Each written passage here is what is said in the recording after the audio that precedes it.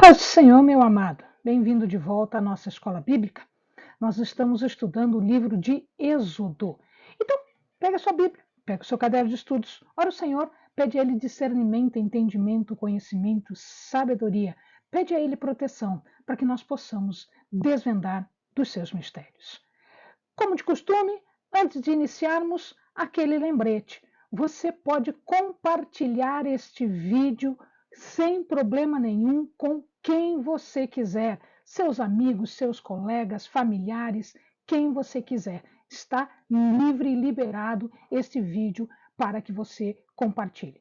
Também você pode se inscrever no nosso canal e também acionar o sininho para que você seja lembrado todas as vezes que nós postarmos um vídeo.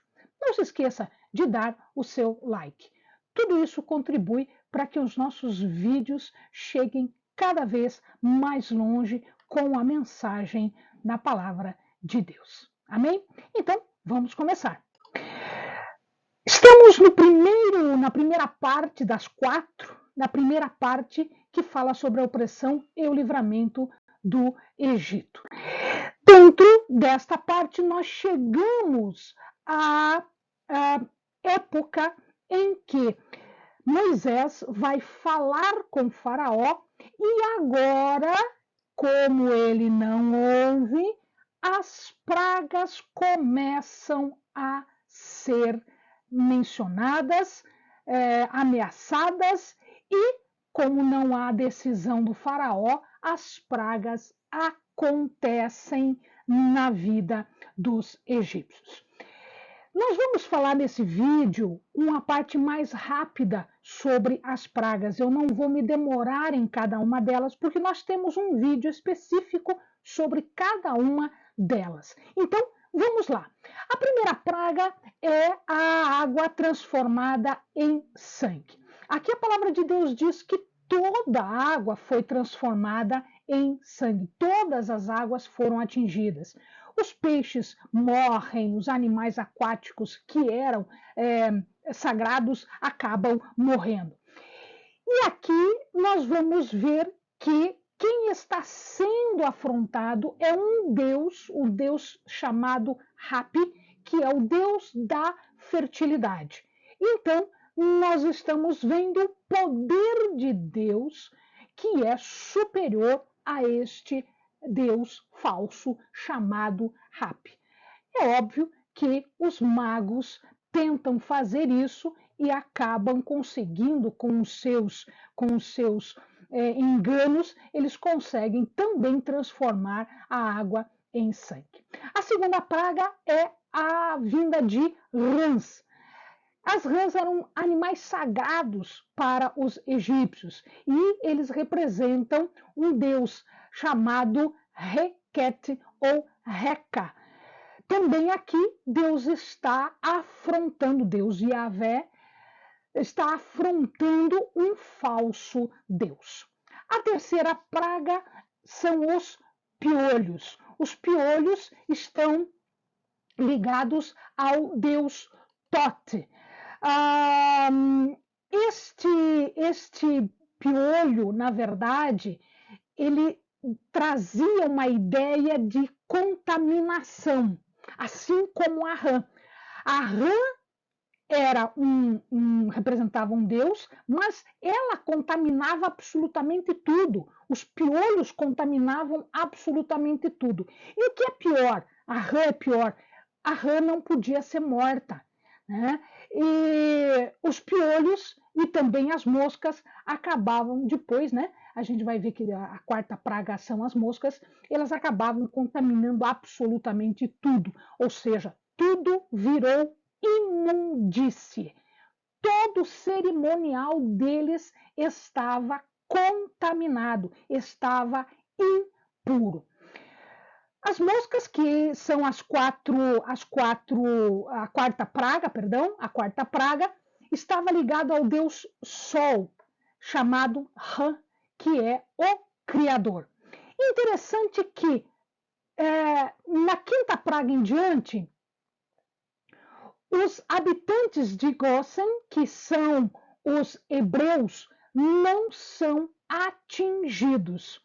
Então, aqui a mosca também está afrontando um deus que é um dos grandes deuses do Egito, que é o deus Sol, ou o deus Ra, o chamado Criador.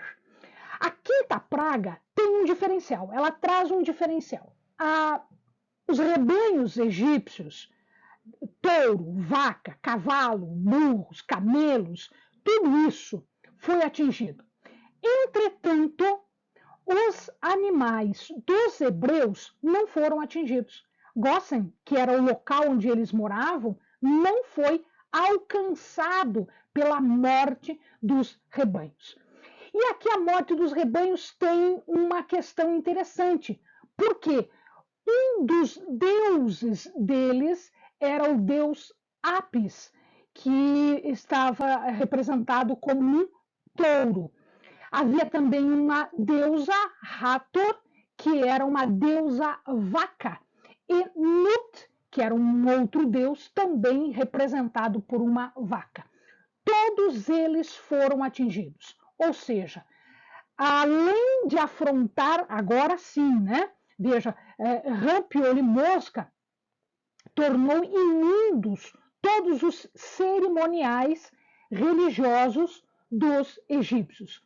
Quando atinge os rebanhos, além da afronta com os deuses, falsos deuses, nós vamos encontrar aqui também um problema econômico, porque todos eles eram utilizados para fazer alguma coisa, para puxar arado, para puxar carroça. Como eles morreram, todo o sistema produtivo, todo o sistema comercial, todo o sistema agrícola foram também atingidos, além dos deuses respectivos. A sexta praga foram as úlceras. As úlceras atingiram todas as pessoas, inclusive os animais. E aqui uma coisa interessante: os magos não puderam fazer nada.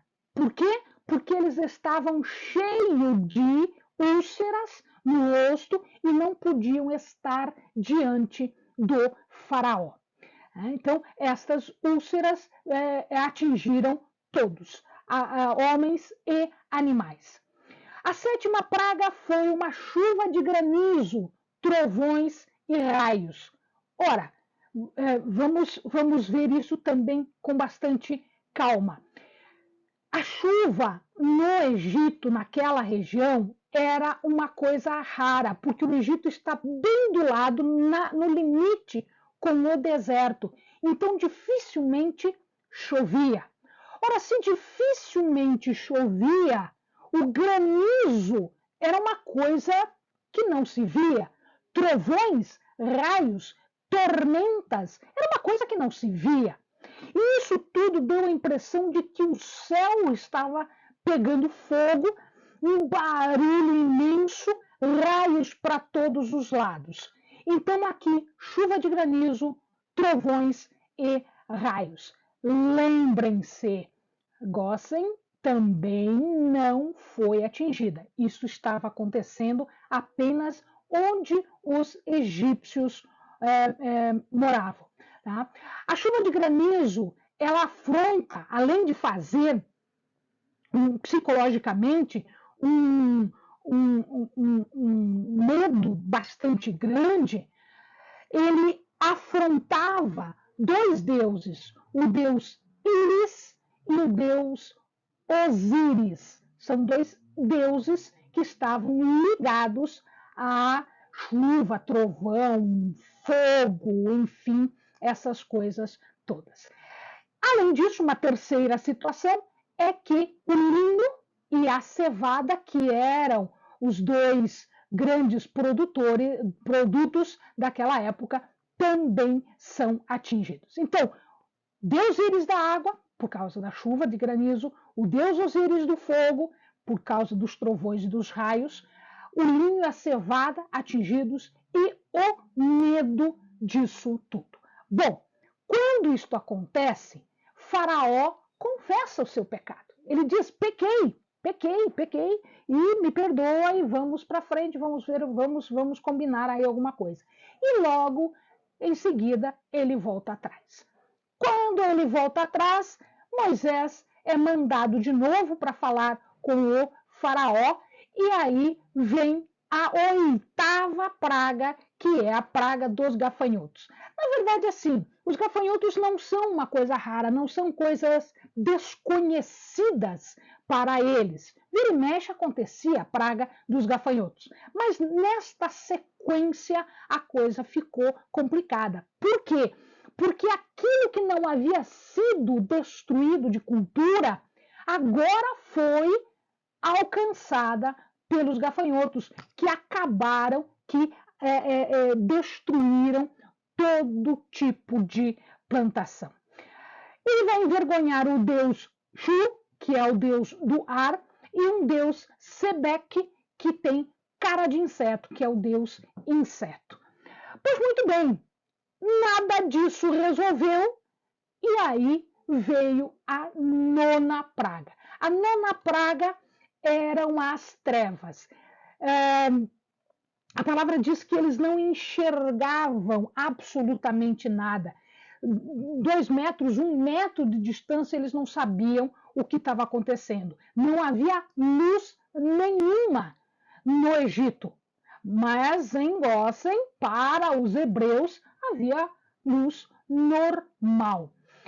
Aqui nós vamos ver que estão sendo afrontados o deus Ra, que nós já vimos, é o deus Sol, e o deus Atum, que também é ligado à iluminação, à luz. Existia uma história, um mito, de que eles tinham 2 deuses maus, o deus Set e o deus Apófis. O deus Set era o deus do mal e Apófis era uma serpente que reinava nas trevas. Quando o sol desaparece e vem então as trevas, o que na cabeça dos egípcios aconteceu? Aconteceu que Sete e Apófis, que eram os deuses maus, era a serpente das trevas, haviam vencido o deus Ra, que é o deus Sol, a principal divindade deles. Pois muito bem, nada disso aconteceu, levando o faraó a deixar sair. Ele voltava atrás. Várias foram as indicações dele. Então, quando ele se via em problemas, ele dizia: não, tudo bem, então vamos lá, que o sacrifício seja feito na terra. Não, Moisés não aceitou isso. Por quê?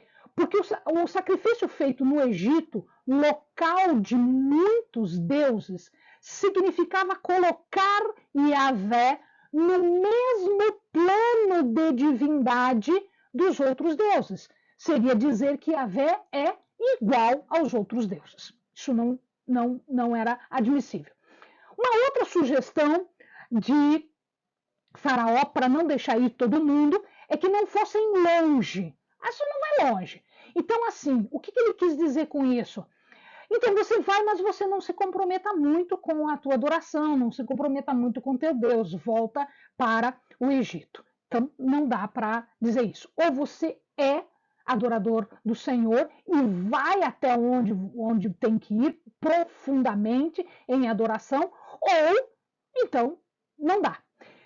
Que deixasse as mulheres e os meninos. Uma outra sugestão dele foi que deixasse as mulheres e os meninos. Ou seja, as mulheres e os meninos significa você vai adorar, mas deixa o teu coração no Egito. Também não era admissível. E a última sugestão de Faraó foi que eles deixassem os meninos e os rebanhos, mas que pudessem ir fazer a adoração. Em outras palavras, o que Faraó está dizendo? Deixa aqui os teus interesses, né? Porque o filho, descendente, e deixa aqui os teus rebanhos, as tuas riquezas. Então, nada disso foi admitido por Moisés. Bom, não admitindo tudo isso, o faraó não permitindo a saída, então veio a 10ª praga. A 10ª praga foi a morte dos primogênitos. E aqui houve toda uma preparação anterior à morte. Tá? O golpe que eles levaram foi um golpe muito profundo. Foi em várias áreas e muito profundo. E olha, não houve distinção, não foi desde o primogênito do rei morreu, ou aquele que ia reinar no seu lugar morreu, até o primogênito dos animais, inclusive o primogênito do Apis, que era o grande touro adorado. Todos eles morreram. Tá? Então não houve distinção nenhuma. O primeiro golpe foi um golpe moral. O primogênito era um membro da família que tinha o maior carinho, maior estima. Eram o cabeça da futura família, ou seja, eles iriam assumir autoridade na família. Portanto, eles eram tratados com carinho, com estima, com muito cuidado. E isso foi retirado. Espiritualmente, houve um problema bastante forte, porque, inclusive, não só as pessoas primogênitas morreram, né? Os primogênitos morreram, mas também o primogênito dos sagrados morreram. Ou seja, Deus atingiu, né, no alvo mesmo esta idolatria. Economicamente, sim, porque esses animais eram usados na produção, estas pessoas eram produtivas e elas morreram. Lembre-se, cada família tinha um primogênito, cada família tinha um morto, inclusive a do rei. Ritualmente, também houve um golpe. Por quê? Porque não havia embalsamador suficiente para tudo isso.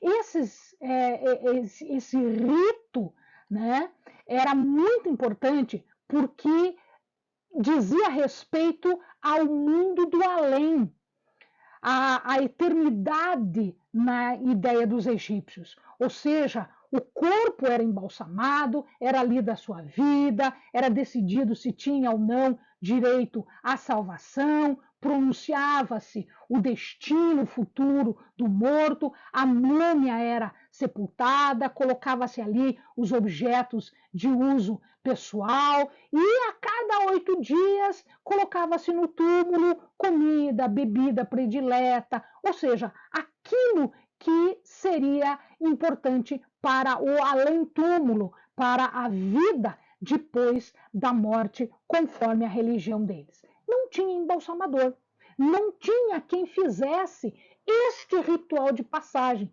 Portanto, a eternidade de todos eles estava comprometida. Bom, Moisés recebe todas as orientações para o preparo deste momento. E aqui surge, então, a festa da Páscoa, que depois vai ser comemorada todos os anos. O anjo exterminador iria passar pelo Egito e ele passaria por todas as casas. Naquela casa que não tivesse sangue, haveria morte. Naquela que tivesse o sangue no umbral da porta, ele passava adiante, ele passava além. Daí, Passor, ou Pechá, ou Páscoa, significa passar além. Este virou um estatuto nacional, virou uma festa anual celebrando a liberdade, a libertação do povo, a redenção dos primogênitos. Qual era o ritual que foi passado para Moisés e Moisés ensinou para o povo? Entre 3 e 5 horas da tarde, segundo Joséfo, eles deveriam então matar um cordeiro primogênito sem mácula de 1 ano de idade. Este cordeiro já fazia alguns dias que ele estava sendo cevado, ele estava separado. Morto o animal, colhido o sangue, este sangue era aspergido, era passado no umbral da porta. Então ficava a marca do sangue na porta das casas. Era um animal por família. Mas e se a família fosse pequena? Se a família fosse pequena, juntava-se 2 famílias para comer o animal absolutamente todo. Mas não deu para comer todo o animal, então não se guarda absolutamente nada. Todo o resto vai ser queimado. Este animal seria comido assado e não cozido. Deveria se comer em pé, calçado e vestido como se já estivesse saindo. Somente os hebreus ou os convertidos ao judaísmo é que deveriam comer. Junto com ele também era feito pão ázimo, matzá, com ervas amargas, maror. Então, o pão simbolizava sem fermento, ázimo quer dizer sem fermento, significava que estava livre de corrupção, porque o fermento simboliza defeito pessoal, altivez, orgulho, portanto, pecado, corrupção. E as ervas amargas eram símbolo da amargura da opressão, da amargura da escravidão. Os primogênitos, então, com este ritual, estariam salvos. A Páscoa era um memorial, primeiro, da salvação do Egito, segundo, da salvação dos primogênitos. Porque eles, a partir disso, Faraó permite que eles saiam. Aliás, Faraó expulsa-os do Egito. Eles saem, portanto, a salvação do cativeiro egípcio, né, desse lugar de corrupção e pecado e idolatria, e, por outro, que os primogênitos estavam salvos. Portanto, a Páscoa era um memorial de salvação. A consagração dos primogênitos vem daí, da morte dos primogênitos do Egito e a salvação dos primogênitos de Israel. Portanto, a partir desse momento, os primogênitos passam a pertencer ao Senhor. Os primogênitos são de Deus. Os animais puros, primogênitos, eram sacrificados. Os impuros seriam resgatados por animais puros, que não primogênito, né, outro animal que estaria resgatando os impuros. E os primogênitos também seriam resgatados desta forma. Portanto, fecha-se a história do cativeiro, encerra-se aqui.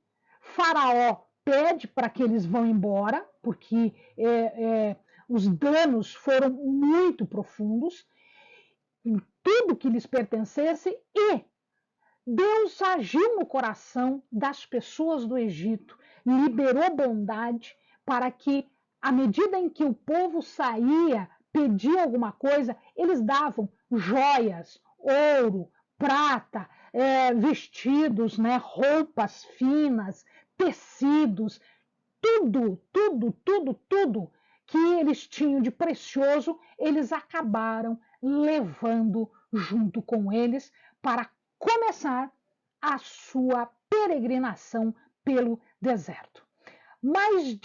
Imagina-se, mais de 3,5 milhões de pessoas saíram na manhã do dia 15 de Nissan, a partir da cidade de Ramsés. Amém, amados? Bons estudos.